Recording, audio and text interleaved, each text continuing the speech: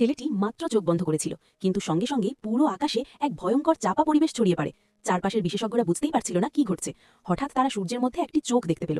তারা ভাবল এটা পূর্বপুরুষদের আগমনের লক্ষণ। ভয়ে সবাই মাথা নিচু করে ফেলল, তাকানো সাহসও করল না। কিন্তু তারা জানত না এটাই ছিল ছেলেটির সুপার পাওয়ার। সে প্রত্যেক শিষ্যের ভেতরে লুকিয়ে থাকা প্রতিভা স্পষ্টভাবে দেখতে পারত। একজনের মধ্যে যখন সে শতবর্ষের অমর আত্মার মূল দেখতে পেল, তখনই তাকে নিজের শিষ্য করার সিদ্ধান্ত নিল। কিন্তু তার জ্যেষ্ঠ গুরু এতে রাজি হলেন না। তিনি মনে করলেন ছেলেটির তো কোনো সাধনাই নেই, এমন কেউ যদি শিষ্য নেয় তবে তার শিষ্যদের ভুল পথে চালিত করা হবে। এই কথা শুনে ছেলেটি কিছুটা হতাশ হয়ে পড়ল।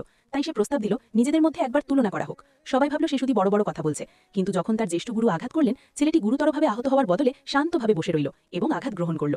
এই দৃশ্য দেখে সবাই ভয়ে স্তব্ধ হয়ে গেল। যে ছেলেটির কোনো সাধনা নেই বলে তারা ভাবছিল, সে কিভাবে জ্যেষ্ঠ গুরুর ইয়ংলিং পাম ঠেকিয়ে দিল।